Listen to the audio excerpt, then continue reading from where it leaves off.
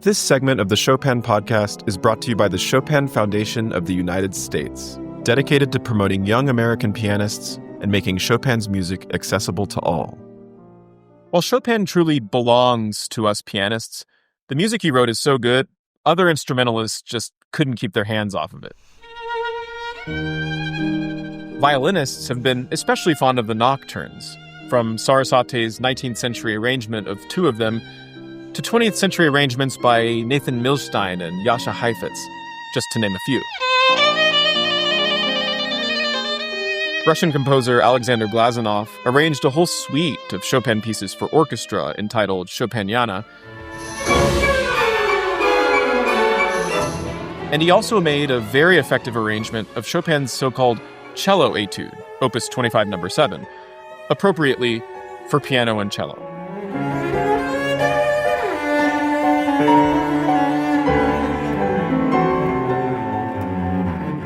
But let's not forget that Chopin himself composed two original works for piano and cello. The dazzling introduction in Polonaise Brillante, Opus 3, composed when he was still a teenager living in Warsaw. And the Cello Sonata, Opus 65, Chopin's final published work, composed for French cellist Auguste Franchon.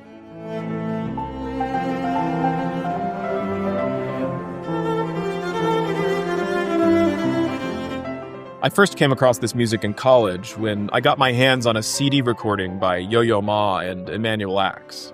And so I was thrilled to have the opportunity to discuss these works with Mr. Ax, or Manny, as he insists, as well as Chopin's early piano trio, which he recorded with Yo-Yo Ma and Pamela Frank for the same album.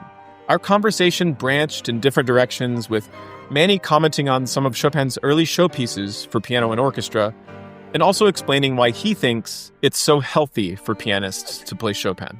I think you can't be a pianist without playing Chopin. Brendel played Chopin. Gould played Chopin. Gould played a wonderful performance of the first movement of the B minor sonata available. It's absolutely wonderful. It's not the way it's played by other people, but it is wonderful. Schnabel played Chopin. Everybody played Chopin. You have to. One of the things about practicing Chopin is that I think it's unbelievably healthy for your hands.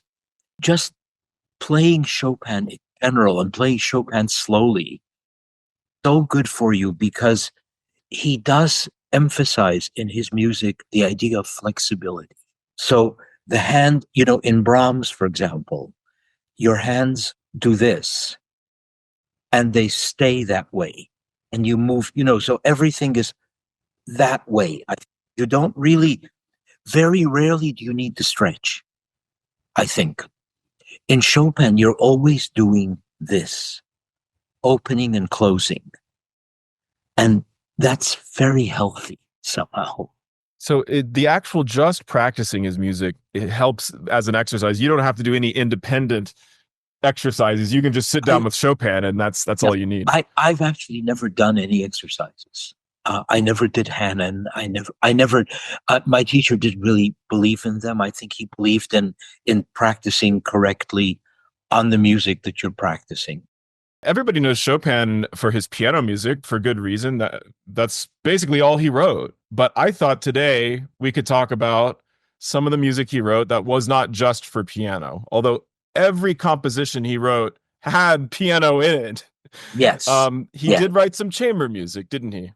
He did. He wrote a trio, a sonata for cello and piano, and a polonaise, and I think possibly another piece that he sort of did with his cellist friend, with Auguste Franchon, maybe? Is that right? I found something in Garrick's box set, which is pieces that are like themes of Meyerbeer. Yes, that's with cello, right? Yes, with cello, yeah. But it's not a published opus. Yeah, and then, of course, there's 17 songs. That's right. Right. So that's all I know. I found a recording from the 90s in Yeah. which you're playing with violinist Pamela Frank and a cellist I haven't heard of, actually. Yeah. Well, you know, His name that's is Yo-Yo Ma. But let's start actually with a piece that's lesser known, but maybe should be better known. It's an early work of Chopin, the Opus 8, the piano trio in G yeah. minor. Can you Mhm. tell us about this piece, your experience with it, and your impressions of it? Well, it's the usual enormous difficulty in the piano part. That doesn't change. Millions of notes, very attractive themes, and if there is such a thing as a standard sonata allegro form, that's what he uses.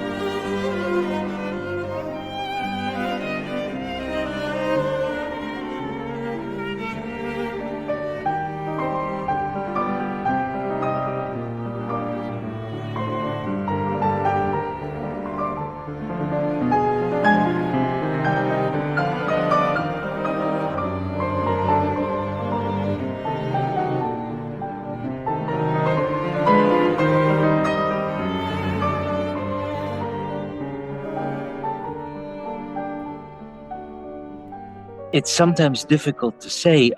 The E minor concerto, for example, which in theory is also a sonata allegro form, it gets turned topsy turvy actually because he puts the relative major of the second theme, which it should be, actually in the recap as opposed to putting it into the exposition. So it's backwards. Why, I don't know.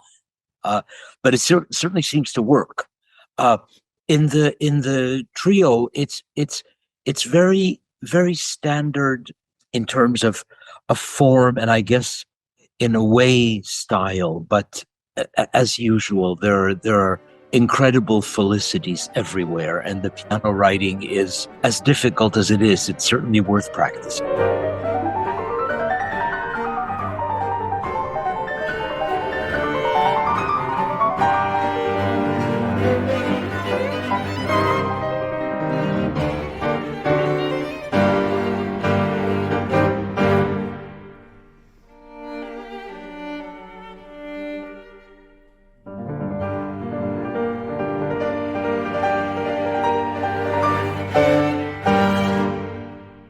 The scherzo from the trio. I'll just play a little bit of it and Yeah. see if it brings anything back. This is from your recording.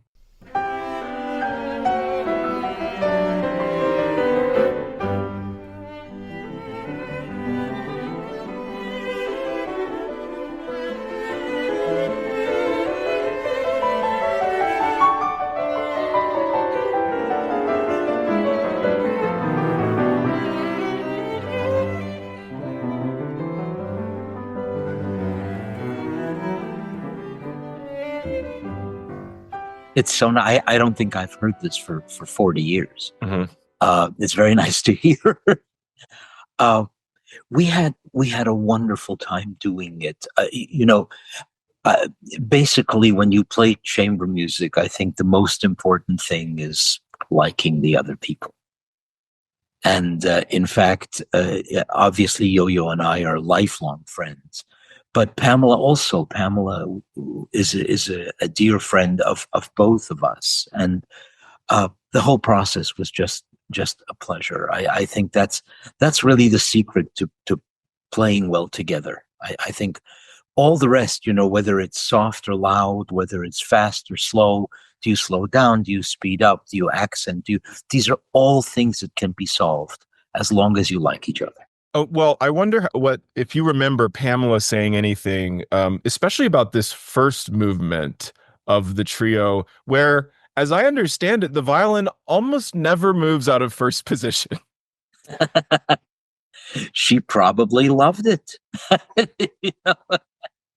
She didn't say anything really about the paucity of difficulty.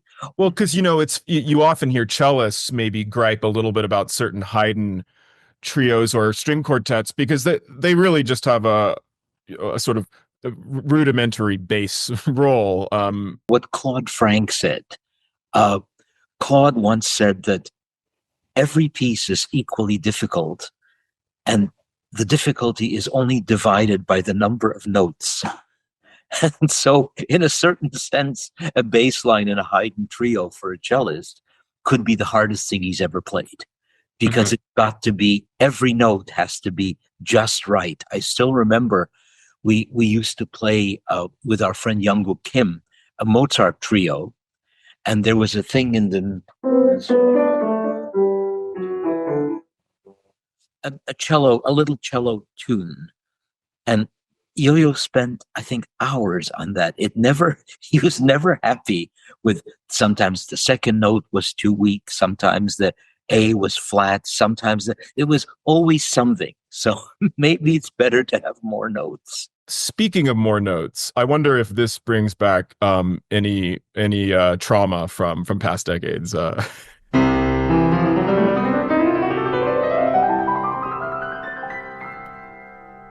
You couldn't write one of these polonaises without decorating it with 10,000 million notes and an introduction, it seems like. And I wonder what this piece, seemingly a piece of trivia, I mean, for the pianist, it's a lot of work, and the cellist might be having a lot more fun. I don't know. Do you remember that, working with Yo-Yo on this one? Well, Yo-Yo, of course, plays the Feuermann version. We recorded that, and the Feuermann version already has a lot more for the cello to play than in the original.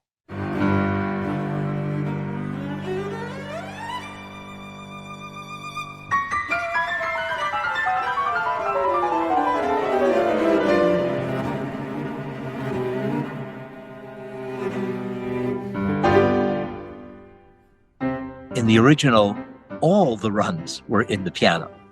Everything. The cellist played a tune and then sat there for a while. And sometimes would play an E natural, to accompany. So I think these things really were display pieces for the pianist, and it was a way to include other performers.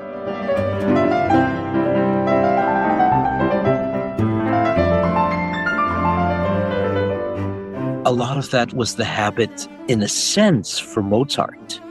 The violin sonatas have, of course, they have beautiful things for the violin, especially the later sonatas, but the earlier sonatas have a lot of piano, and the violin is kind of an obligato to it. Mm-hmm. So that was something that composers like Mozart, to a much lesser degree Beethoven, and certainly Chopin in this stuff did that. So you always, if you're a pianist, you're always practicing something. There's no way out.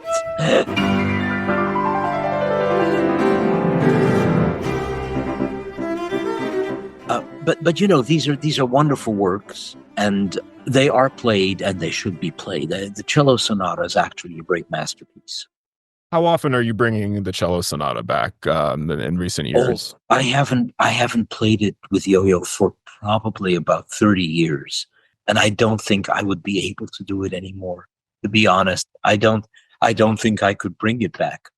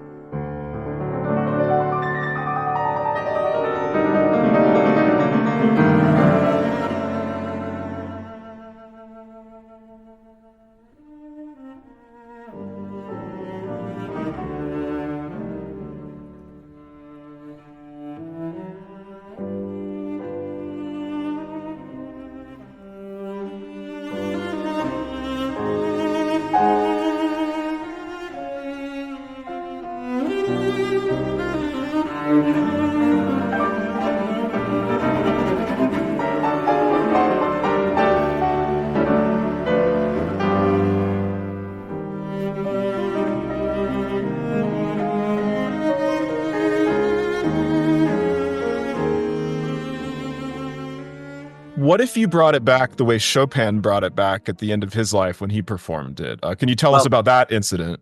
Stephen Isserlis discovered that he played it in his last concert appearance, apparently, with Franchomme, I believe, but he didn't play the first movement.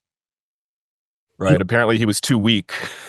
Played the last three movements, and I understand why. Mm-hmm. All this stuff, it was too much for him, probably. So back in the days when you were playing that piece in full, what does it take physically to really execute the first movement, preserve stamina for the rest? And is there any other Chopin composition quite like that? Well, for a normal pianist, it's not more physically tiring or anything. It's just very difficult. Now, my goodness, if you play the Rachmaninoff Third Piano Concerto, the first movement takes more out of you physically than the Chopin Cello Sonata. So it's not really that kind of problem. It's just very difficult.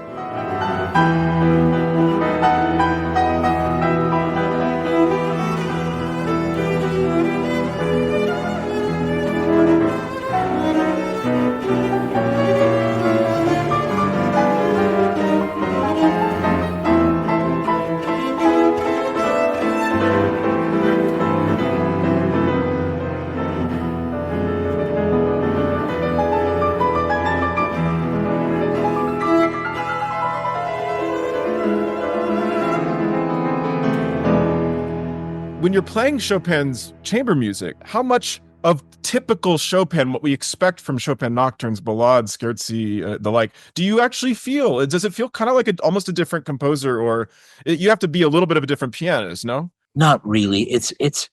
I think all of it's very Chopinesque, actually. Mm-hmm. He always wrote fabulous tunes, and he just gives them sometimes to the cello. That's really the only difference. There are millions and millions of notes for the piano, and frankly speaking, the cello sonata is the most difficult of his sonatas, in my opinion. There are things that are, in a way, rather unpianistic and therefore un-Chopinesque. These repeated chords that come in I can't even play them really.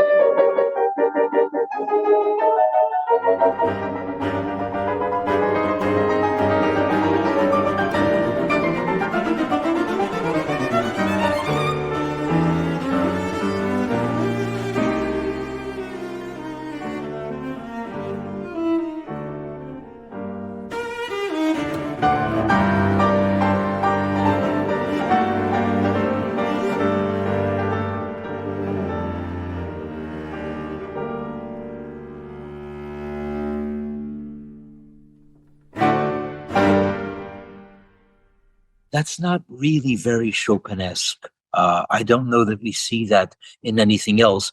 And it's horrendously hard. I don't know that I ever really played everything that's on the page. I'm not sure. Sometimes, you kind of, you say, yes, I'm doing it, but you pretend you're doing it and really, and don't listen too closely, So there may be a few things that aren't in.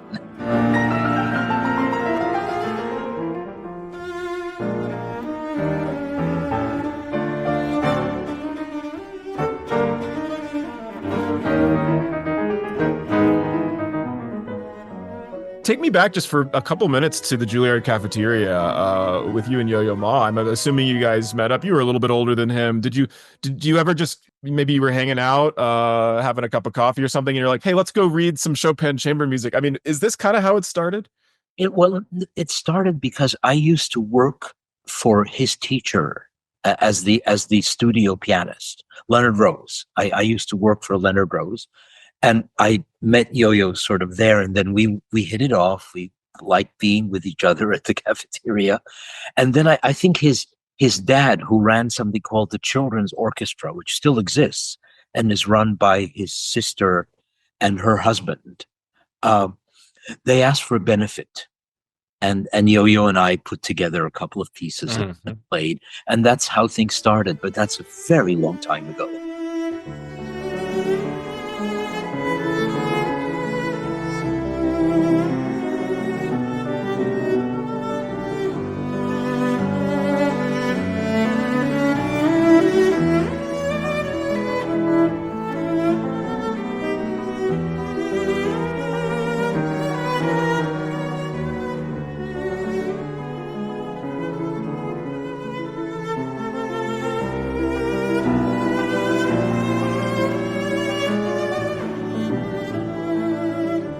You say pianists are always practicing, and that also means they're often alone. Yeah. And that, I wonder, does that lead to loneliness for you? And does that actually spur you on to seek out these chamber music social occasions so you could actually hang out with some people? I am a very gregarious type, generally, and one of the great treasures of my life, one of the great lucky strokes of my life, was meeting Yo-Yo at an early age and being able to continue this friendship and collaboration for over 50 years. I don't really play so much with other people or other groups, but we've done a lot together. And that's just a very large part of my life. And of course, when I play concertos with orchestras, which I tend to do quite a number of times during the season, more than almost anything else, I feel like I'm playing chamber music. I do that. So, the pianists play chamber music all the time. We're always dealing with at least two hands and two voices. There's no one note work for piano unless you're doing Morton Feldman, I guess. But other than that, you're already doing it. So it's just adding more people. And of course, being with people is great. Yeah. Is the pressure off a bit, or are there less nerves when you've got other people on stage with you? I think it's a little less. Well, in a concerto, no. You're pretty nervous. I don't know why, but the whole subject of nerves is one that I don't really understand. I get nervous for everything. And if you ask me why, I couldn't tell you. But you keep doing it. I keep doing it, but I need to quit soon. I really do.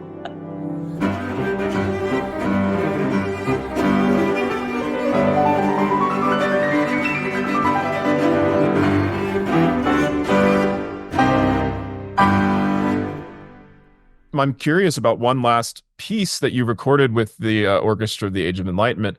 It's the Opus 13 Fantasy on Polish Airs, another one of Chopin's early works. So, everyone loves the two Concerti, which were also early pieces, but he has these other pieces specifically for piano and orchestra. But tell us about this this sort of nationalistic sort of series of tunes. Yeah. Well, this was the one piece we didn't get to record was a Krakowiak, which is another. I think probably the Polish airs thing. That's he was certain not the first, but very interested in the music of his country, probably more so than many of the preceding composers.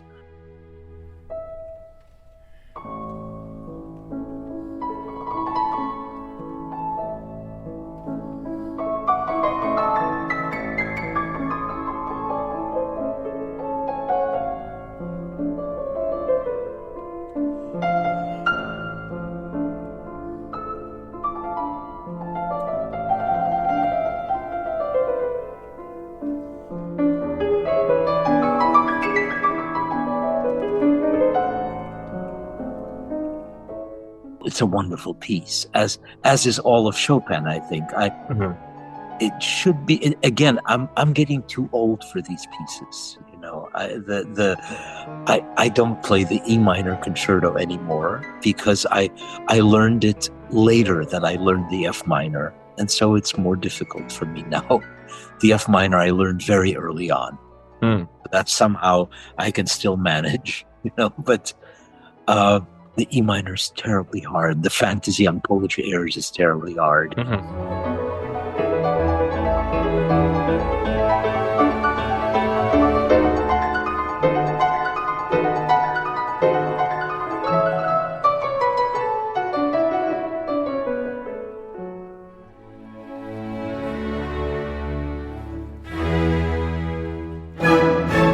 Lastly, I mean, you have some Polish roots yourself, but obviously your life is a one of the many stories of the 20th century of changing of geographically. So, do you feel any sympathies or identification with the Polish elements in Chopin? Do you have any memories of that kind of thing, like informing how you approach his pieces? Geographically, I would say not at all. No, the thing that obviously informs me is that I grew up with my great heroes being Horowitz and Rubinstein. These were the two pianists that were the grand sort of. There were many other great ones, but those were the ones I heard often. I was able to hear Horowitz any number of times at Carnegie Hall. I was, in fact, at the Big Return in 1965.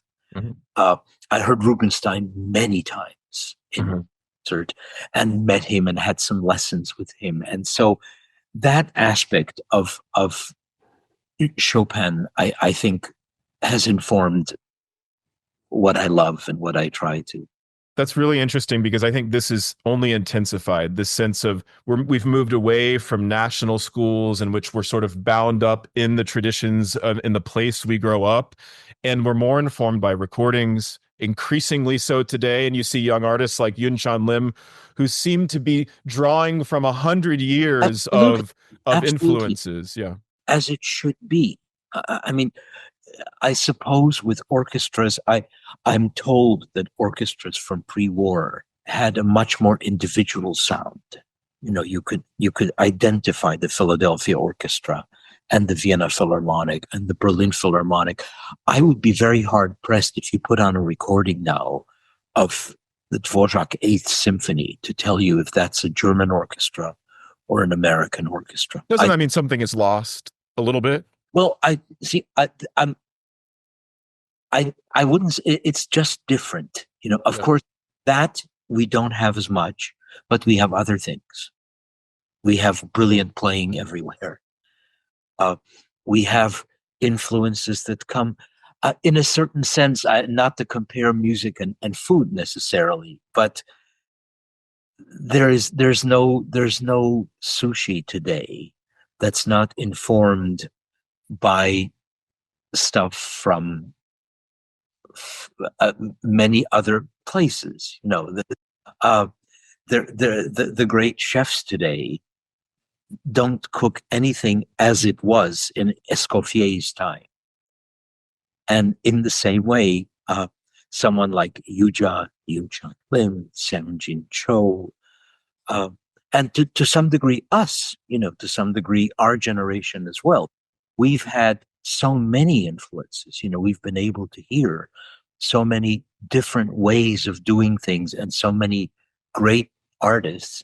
And if we're able to internalize that, you can't really copy those people.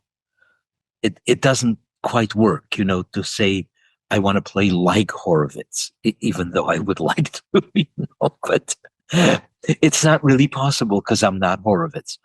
But some things you internalize. Some of the influences come in here and inform how you do things. And I think it's wonderful. It's all to the good. Really, we're in the age of fusion restaurants for classical music, basically. Yes, and fusion ways of playing the great masters, which I think is fine.